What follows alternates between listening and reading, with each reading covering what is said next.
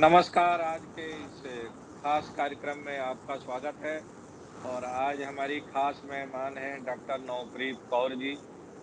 Doctor Navpreet Kaur कानून की जानकार हैं और असिस्टेंट प्रोफेसर रही हैं पंजाब यूनिवर्सिटी में और आज की तारीख में उन्होंने समाज सेवा का निर्णय लिया है पिछले कुछ वर्षों से और उन्होंने अपनी नौकरी छोड़ के फुल टाइम समाज के उन वर्गों के लिए काम करना शुरू किया है, जिनके साथ कि सबसे ज़्यादा अगर हम कहें तो ज़्यादती होती रही है देश के अलग-अलग राज्यों में और दुनिया के अलग-अलग हिस्सों में भी। अगर हम आप लोगों के सामने नवप्रीत कौर जी के बारे में बताएँ तो नवप्रीत कौर जी एक बहुत ही संवेदनशील महिला हैं और इन्होंने अपने पर्सनल करियर के बजाय समाज सेवा को ज़्यादा बेहतर मुनासिब समझा और इसलिए उन्होंने अपने करियर के आगे दूसरों के दुःख को, दूसरे के दर्द को ज़्यादा तरजीह दी, तवज्जो दिया। नवप्रीत जी आपका स्वागत है और हम शुरुआत यहीं से करते हैं कि जब आप पढ़ रही थी तब, जब आप कानून की शिक्षा दे रही थी तब और आज जो कुछ आप काम कर रही हैं, उसमें सबसे ज़्यादा खुशी आपको किस काम में मिलती थी? जी धन्यवाद वसुंधरा जी। अ, मुझे जिस जगह पर हूँ, जिस मुकाम पर हूँ मैं बहुत संतुष्ट हूँ कि जैसी भी मेरी जर्नी रही है एज़ ए स्टूडेंट या एज़ ए टीचर या एज़ एन एडवोकेट, रिसर्चर, मैंने हर उस जर्नी में कुछ ना कुछ सीखा है। और सबसे ज़रूरी चीज़ जो मैंने सीखी है, वो है ह्यूमैनिटी, लोगों की हेल्प करना। और मैं बहुत खुश हूँ, मुझे इस चीज़ से संतुष्टि है कि मैंने सब चीज़ों को समझ के एक एज़ ए सोशल वर्कर का रास्ता चुना और लोगों की हेल्प करने का सोचा। जैसे कि आपने कहा कि मैं लॉ की नॉलेज रखती हूँ, तो जब मैंने पीएचडी की रिसर्च स्टार्ट की, एलएलएम के बाद, तो तब मैं वुमेन राइट्स की तरफ मेरा झुकाव था। रिसर्च करते हुए मुझे ऐसा टॉपिक चूज़ करना था जिसमें मैं वुमेन राइट्स को कुछ रिसर्च कर सकूँ, वुमेन एम्पावरमेंट के लिए कुछ काम कर सकूँ और ऐसे लोगों के लिए काम कर सकूँ जो बहुत ही नीडी है। तब मैंने कुछ जगहों पर एसिड अटैक के बारे में पढ़ा और उस रिसर्च ने मेरी लाइफ को काफ़ी हद तक चेंज किया और मैं जहाँ पर हूँ, उस रिसर्च की वजह से हूँ एक तरीके से। मुझे पता चला है कि आपने ढेर सारे रिसर्च पेपर आपके पब्लिश हैं, एसिड अटैक सर्वाइवर्स पर और आपने किताबें भी लिखी हैं। आप एक एनजीओ भी चलाती हैं, उस एनजीओ के ज़रिए देश के अलग-अलग हिस्सों में जो एसिड अटैक की सर्वाइवर हैं, उनके रिहैबिलिटेशन के लिए, उनके कानूनी सहायता के लिए आप काम करती हैं।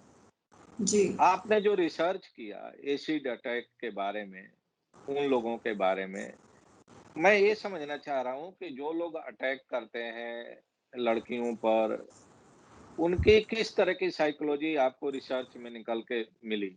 और इसके बेसिक रीज़न्स क्या देखने को मिले? क्योंकि अभी एक हालिया बयान आया था, आपने भी पढ़ा होगा पाकिस्तान के प्रधानमंत्री इमरान खान का जी। और उन्होंने महिलाओं पर जो वायलेंस होते हैं, जो इस तरह के ईव टीजिंग की घटनाएँ होती हैं, जो अटैक होते हैं, उसको उन्होंने बहुत ही भद्दे तरीके से जस्टिफाई करने की कोशिश की थी और कहा था कि उनके लिबास से भी जुड़ा रहता है, इस तरह की वारदातें जुड़ी रहती हैं।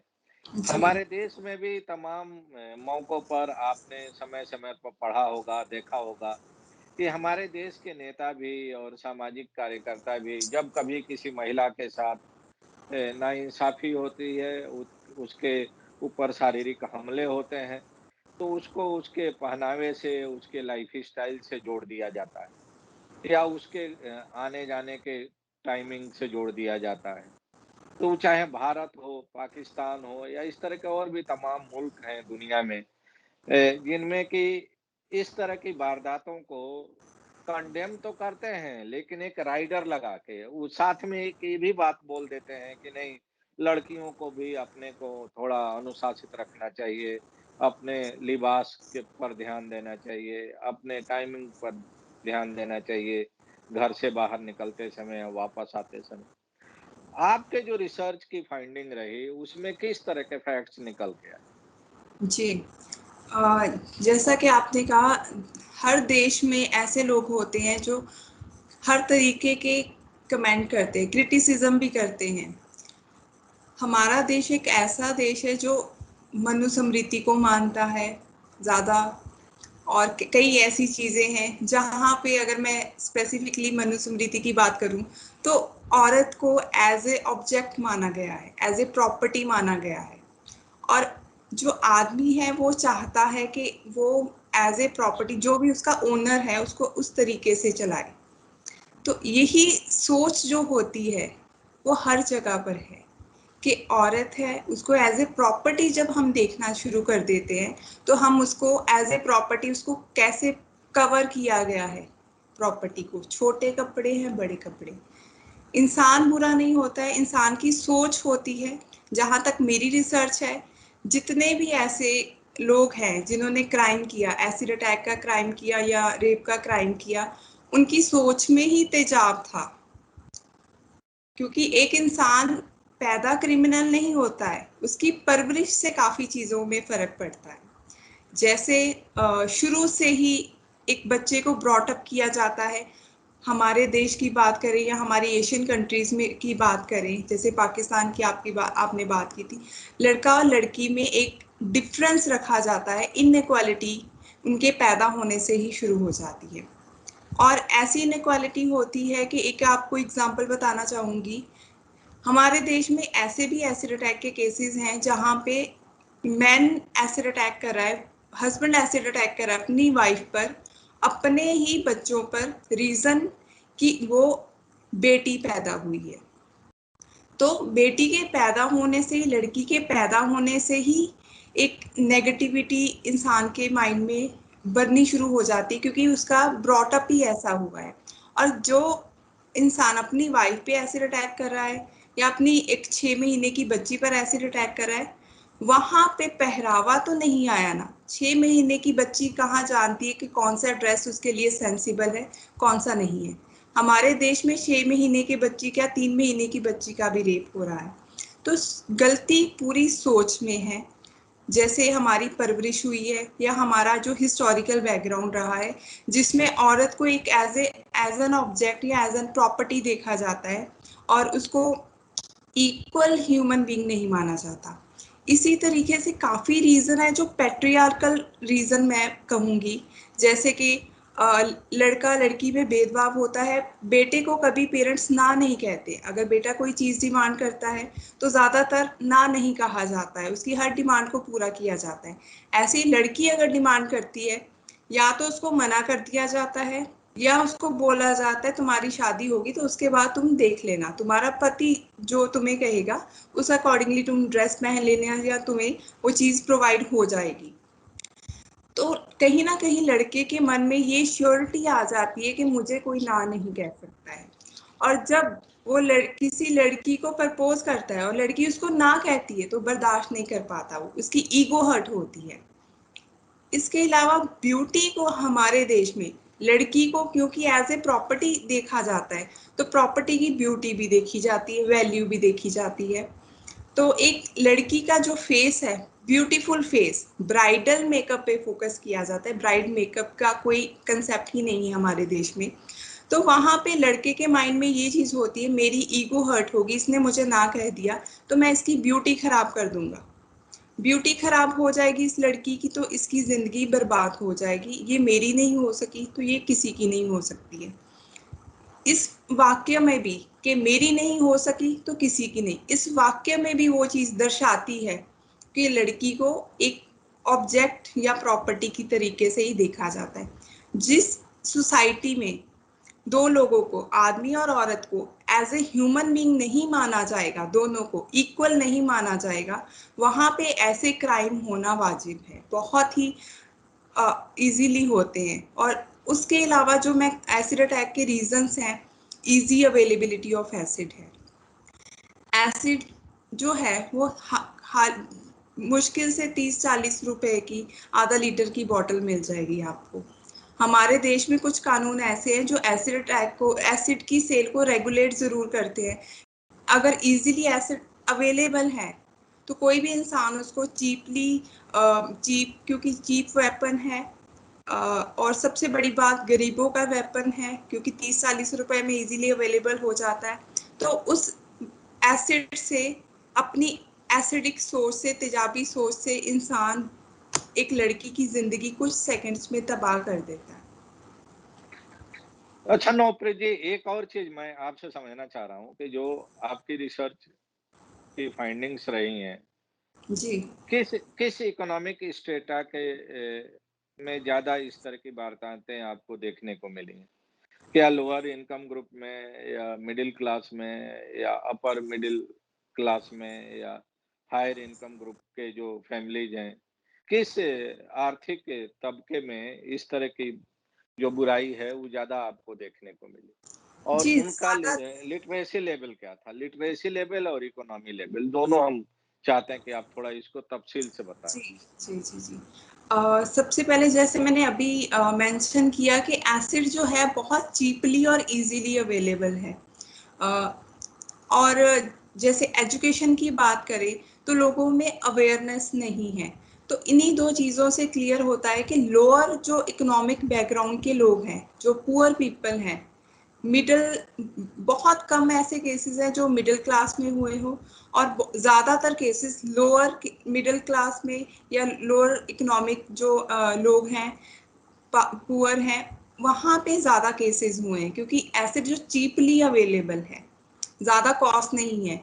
अगर आप मार्केट में 9 ml का आईलाइनर खरीदते हैं तो 400-500 में मिलता है। कुछ जितने का आटा नहीं आता उससे कम रेट में आपको एसिड मिल रहा है। एक एक नाइफ भी महंगा मिलता है, उससे तो सस्ता एसिड है, तो इजीली अवेलेबल है। और दूसरा, क्योंकि शॉपकीपर्स को अवेयरनेस नहीं है, वो भी पढ़े लिखे नहीं है कि ये इंसान, और जो खरीदने वाला है वो भी बहुत कम पढ़े लिखे लोग हैं। और ज़्यादातर लोग जो ऐसे हैं जो अनएजुकेटेड ही थे जिन्होंने अटैक किया। जैसे वेस्ट बंगाल में, यूपी में काफ़ी कम लिटरेसी रेट थी काफ़ी जगहों पर जहाँ पे ऐसे अटैक हुए हैं।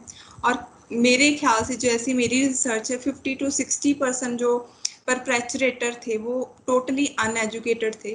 वो मेरे ख्याल से कभी स्कूल भी नहीं गए हैं, या स्कूल गए हैं तो हार्डली सेकेंड थर्ड क्लास में उन्होंने स्कूल छोड़ दिया है। तो ऐसे ही ज़्यादातर पुअर केसेस में ही ऐसा हुआ है, पुअर लोगों के बीच में ही और अनएजुकेटेड में। अच्छा एक और चीज़ हम आपसे जानना चाहते हैं कि अगर हम इंडिया की बात करें, तो इंडिया में कौन-सा राज्य है जो वर्स्ट अफ़ेक्टेड है, इस तरह की वारदातों को के मामले में? जी, सबसे ज़्यादा ऐसे केसेस यूपी में, वेस्ट बंगाल में हुए हैं।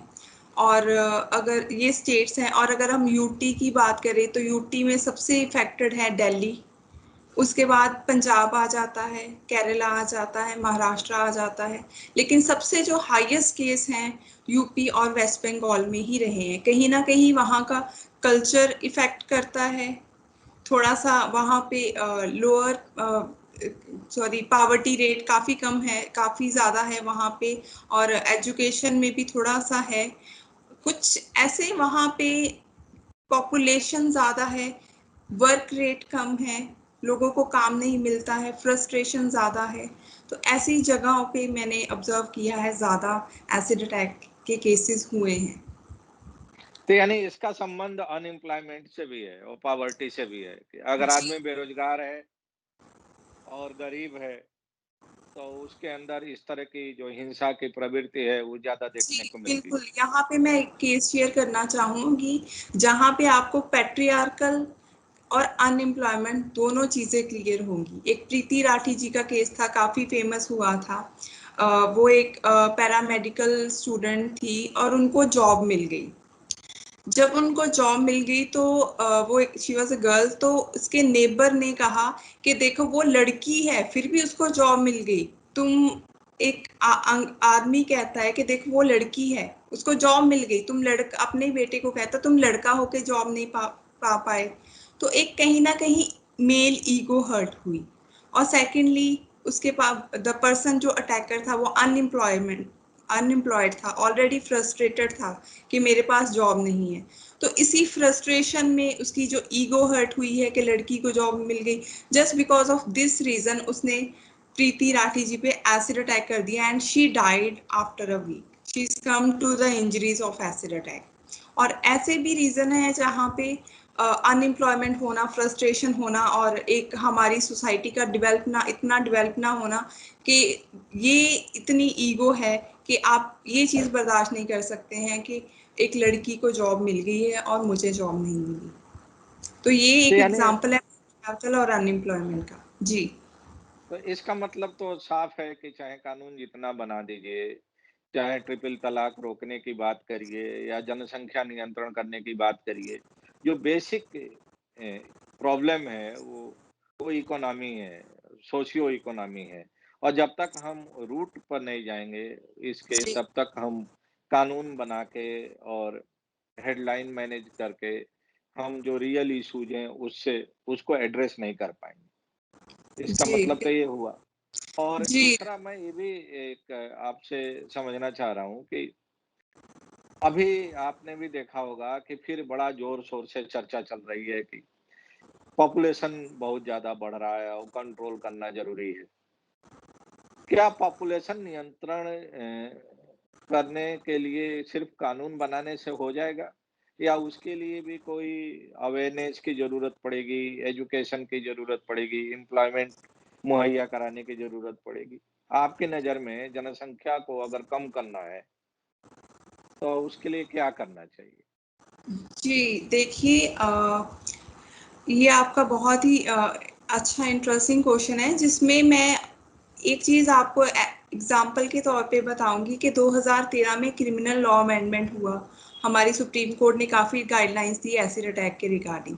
लेकिन जब हम शॉप्स पे जाते हैं एसिड खरीदने के लिए तो लोग कहते हैं हमें पता ही नहीं है कि एसिड की सेल रेगुलेटेड है। तो लॉज बना लेना आर नॉट सफिशिएंट। अगर हमारे देश में पॉपुलेशन बहुत ज़्यादा है जहाँ पर, और पॉपुलेशन की वजह से भी बहुत सारे क्राइम होते हैं, वहाँ पे ये अच्छी बात है कि ये सोच उठ के आ रही है पॉपुलेशन कंट्रोल होनी चाहिए। आई बिलीव कि हर एक इंसान की रिस्पॉन्सिबिलिटी है ये कि अपने देश के विकास के लिए एक पॉपुलेशन पे ध्यान रखना भी ज़रूरी है। और एक हेल्दी फैमिली के लिए जहाँ पे छोटी फैमिली होती है वो हमेशा हेल्दी फैमिली मानी जाती है, क्योंकि वहाँ पे हम अपने बच्चों की तरफ ज़्यादा अच्छे से ध्यान दे पाते हैं, उनको ब्रॉट अप अच्छे से कर पाते हैं। अगर किसी इंसान के 5-6 बच्चे हैं तो ऑब्वियसली वो ना तो उनकी एजुकेशन को प्रॉपरली देख पाएगा, ना उनकी नीड्स को प्रॉपरली फुलफिल कर पाएगा। अगर वो इकोनॉमिकली भी बहुत ज़्यादा इंडिपेंडेंट है, बहुत रिच पर्सन है, फिर भी समय वो अपने बच्चों को उस तरीके से नहीं दे पाएगा जितने वो कम बच्चों को दे सकता है। तो ये बहुत अच्छी बात है कि हमारे देश में पॉपुलेशन कंट्रोल करने की बात आई है। लेकिन अगर लॉज बन भी जाते हैं, वहाँ पे इम्प्लीमेंट तभी हो पाएंगे अगर लॉज की प्रॉपर अवेयरनेस है। अवेयरनेस ये नहीं है कि हमने पैम्पलेट्स लगा दिए, हमने बड़े बड़े बैनर्स लगा दिए और अपनी ही सोसाइटी को, अपने ही देश को बहुत सारे पेपर्स के साथ वो पोल्यूटेड सी कंट्री बना दिया, उससे कोई बेनिफिट नहीं होगा। बेनिफिट तब होगा हम एक जब लोगों को सेंसिटाइज करेंगे, उनमें वो खुद से वो फील हो, वो खुद उस चीज़ के प्रोज एंड कॉन्स को समझे। इंसान सेंसिटाइज होगा, खुद से माइंड से सोचेगा, तभी रूल्स फॉलो कर पाएगा। अदरवाइज लॉज पॉलिसीज बनाने का कोई फायदा नहीं है। हम फिर वापस आते हैं एसिड जो विक्टिम है एसिड अटैक के, उनके बारे में। और जी। मैं आपसे ये समझना चाह रहा हूँ कि आपका जो एनजीओ है, जी। किस तरह से उन लोगों के लिए काम करता है? किस तरह से उनको रिहैबिलिटेशन में, उनको कानूनी सहायता देने में मदद करता है? जी, देखिए जैसे मैंने शुरू में ही कहा, मैंने रिसर्च स्टार्ट की थी एसिड अटैक पर, और जब मैं रिसर्च कर रही थी, ड्यूरिंग रिसर्च आई फेल्ट कि जो एसिड अटैक सर्वाइवर्स हैं उनको साइकोलॉजिकल, सोशल सपोर्ट, उनकी जो रिहैबिलिटेशन है, उनका मेडिकल सपोर्ट, ये प्रॉपरली गवर्नमेंट की तरफ से रूल्स तो हैं, लेकिन प्रॉपरली उनको फैसिलिटीज़ मिल नहीं पाती हैं। तो जैसे ही हमें एसिड अटैक का पता चलता है, सबसे बड़ी बात है हमारे देश में एसिड अटैक जब होता है, एक तो रजिस्टर्ड केसेस होते हैं जिसकी कहीं ना कहीं गवर्नमेंट कुछ ना कुछ हेल्प प्रोवाइड कर पाती है, लेकिन पूरे तरीके से नहीं, क्योंकि विक्टिम को अपनी स्कीम्स पॉलिसीज के बारे में नहीं पता कि मुझे कहाँ जाना है और क्या है। और कहीं ना कहीं अनरजिस्टर्ड केसेस की लिस्ट भी बहुत ज़्यादा है हमारे देश में। रीज़न बीइंग, जैसे आपने एक बताया था कि पाकिस्तान के प्रधानमंत्री ने भी वुमेन को कहीं ना कहीं रिस्पॉन्सिबल बताया कि गलती होती है, लड़की के साथ गलत होता है तो लड़की कहीं ना कहीं खुद भी रिस्पॉन्सिबल होती है। ऐसे ही रीजंस होते हैं कि एसिड अटैक हो जाते हैं, लेकिन लड़की केस रजिस्टर नहीं करवा पाती है क्योंकि उसको लगता है सोसाइटी मुझे ही ब्लेम करेगी कि तुम्हारी अपनी गलती से की वजह से ही एसिड अटैक हुए। तो ये दो तरह के केसेस हमारे पास आते हैं, रजिस्टर्ड और अनरजिस्टर्ड। हमारा फोकस होता है कि जो अनरजिस्टर्ड केसेस है, सबसे पहले उनकी एफआईआर कराएं। तो सबसे पहला हमारा स्टेप रीचिंग द अनरीच्ड होता है। ठीक है, हम जब रीच आउट करते हैं उसके बाद सबसे पहले हम उनकी काउंसलिंग करते हैं, उनको इंश्योर कराते हैं कि ठीक है एसिड अटैक हो गया, but this is not the end, life अभी बाकी है, आपको अपने आप में इतनी पॉजिटिविटी बननी है कि लाइफ को जीना है। विक्टिम की काउंसलिंग के साथ साथ उनकी पेरेंट्स की काउंसलिंग भी उतनी ही ज़रूरी होती है, क्योंकि कुछ केसेस में हम देखते हैं जहाँ पे पेरेंट्स कहते हैं इसका तो चेहरा ही बिगड़ गया, इसको तो मर ही जाना चाहिए। तो सबसे पहले हमारा मोटिव ये रहता है कि उनको लाइफ की इम्पोर्टेंस बताएं कि ब्यूटी से ज़्यादा लाइफ भी इम्पोर्टेंट है, और उनको हम इतना मोटिवेट करते हैं वो कि वो कल्प्रिट के अगेंस्ट एक्शन ले, सो दैट जो रॉन्ग डूअर है वो किसी और के साथ ऐसा काम ना कर पाए। लॉ, हम उनको लीगल एड प्रोवाइड करते हैं, इंश्योर करते हैं कि उनका जो मेडिकल ट्रीटमेंट है वो प्रॉपर हो। अगर वो ऐसी किसी सिटी में है जहाँ पे प्रॉपर बर्न हॉस्पिटल नहीं है, बर्न्स के लिए ट्रीटमेंट प्रोवाइड नहीं करते हैं, तो हम उनको दिल्ली या किसी और स्टेट में शिफ्ट करवाते हैं। गवर्नमेंट की तरफ से मेडिकल एड जो है फ्री प्रोवाइड किया जाता है, ट्रीटमेंट फ्री प्रोवाइड किया जाता है, लेकिन मेडिसिन का खर्चा सर्वाइवर्स खुद उठाते हैं। और जहाँ पे अगर सपोज पंजाब का कोई सर्वाइवर है और वो दिल्ली में ट्रीटमेंट के लिए जा रहा है, 1-2 महीने उनको वहाँ पे रुकना पड़ता है, फैमिली को भी रुकना पड़ता है। तो 1-2 महीने दिल्ली में रहना बहुत मुश्किल है अगर इंसान की फाइनेंशियल कंडीशन प्रॉपर नहीं है। तो इसके लिए हमने दिल्ली में शेल्टर होम खोला है एक, फ्री ऑफ कॉस्ट, जिसमें एसिड अटैक सर्वाइवर्स रहते हैं, उनकी फैमिली भी रह सकती है जितना देर ट्रीटमेंट होती है। और उनकी काउंसलिंग के लिए हमने कुछ प्रोजेक्ट स्टार्ट करे हैं, जैसे मिट्टी हैंड प्रिंट्स है, उनकी वहाँ पे काउंसलिंग होती है। मिट्टी हैंड प्रिंट्स में हम उनको painting, pot making, clay making ऐसे सिखाते हैं, सो दैट कि वो यहाँ से निकल कर कुछ अपना काम शुरू कर सके। उनकी हम स्किल डेवलपमेंट पे भी काम करते हैं। कोई पढ़ना चाहता है तो हम उनको एजुकेशन के लिए मोटिवेट करते हैं और किसी तरीके से सपोर्ट करते हैं। और बहुत सारी ऐसे एनजीओज और भी हमारे साथ जुड़े हुए हैं, ऐसी टीम्स है जो हमें सपोर्ट करती हैं कि हम एसिड अटैक सर्वाइवर्स को प्रॉपरली रिहेबिलिटेट कर पाएँ। अच्छा डॉक्टर नवप्रीत, थोड़ा-सा बात करते हैं पंजाब की, क्योंकि आप पंजाब से जुड़ी हैं काफ़ी नज़दीक से और जी, आप पंजाब की सोशियो इकोनॉमिक, पॉलिटिकल सारे सिचुएशन को अच्छी तरह समझती हैं। जी, इस समय देश में लगभग 7-8 महीना हो गया, देश के किसान हड़ताल पर हैं, धरना प्रदर्शन कर रहे हैं। उसमें सबसे बड़ी तादाद आपके पंजाब और हरियाणा और वेस्ट उत्तर प्रदेश की है। जी। जिन कृषि कानूनों के खिलाफ किसान नाराज हैं, उन कानूनों को आप किस रूप में देख रही हैं? क्या वो सचमुच किसानों के हित में है, अगर वो लागू होगा तो? या खेती उससे बढ़ेगी और अच्छा होगा खेती के लिए? या ये ज़बरदस्ती का बनाया हुआ कानून है और इसको वापस लिया जाना चाहिए? आपके क्या विचार हैं इसमें? जी देखिए, सबसे पहली बात तो मैं एक फार्मर नहीं हूँ, तो लेकिन मैं मेरी जो फैमिली बैकग्राउंड है वो फार्मर्स हैं। तो वहाँ पे मैं एक चीज़ इतना समझी हूँ लॉज के अकॉर्डिंगली, या जो फार्मर्स कहते हैं, अगर आप किसी चीज़ को एक्सेप्ट नहीं कर रहे हैं कितने ही महीनों से, ठीक है, ऐसा तो नहीं है कि फार्मर्स आर अनएजुकेटेड, इतना भी नहीं है कि अ, अगर कोई अपना घर छोड़ के कहीं पे जाता है, कहीं पे प्रोटेस्ट करने जा रहा है, तो वो किसी चीज़ को बिना समझे जा रहा है। फार्मर्स के जो लॉ अभी बने हैं उसमें कुछ चीज़ें ऐसी हैं जिसमें फार्मर्स को लगता है कि उनको बेनिफिट नहीं होगा, हो सकता है बिगनिंग में बेनिफिट हो, जैसे वो थर्ड पार्टी सिस्टम खत्म करना चाह रही है गवर्नमेंट, कुछ चीज़ें ऐसी हैं। हाँ, लॉस देख के ऐसा लगता है ज़रूर कि स्टार्टिंग में बेनिफिट होगा, लेकिन अगर हम लॉन्ग टर्म की बात सोचें तो कभी भी फार्मर्स के हक में वो चीज़ नहीं जाएगी, और ये चीज़ें फार्मर्स को क्लियर है। तो यहाँ पे मुझे लगता है गवर्नमेंट को फार्मर्स के साथ कुछ नेगोशिएट करके कुछ ऐसी जो उसमें गाइडलाइंस है फार्मर्स लॉ में, उनको चेंज करना ज़रूरी है। पूरा लॉ चेंज होना ज़रूरी नहीं है, मैं स्पेसिफिक नहीं बोलूँगी, लेकिन कुछ ऐसी प्रोविजंस हैं जो मुझे लगता है गवर्नमेंट को चेंज कर लेनी चाहिए।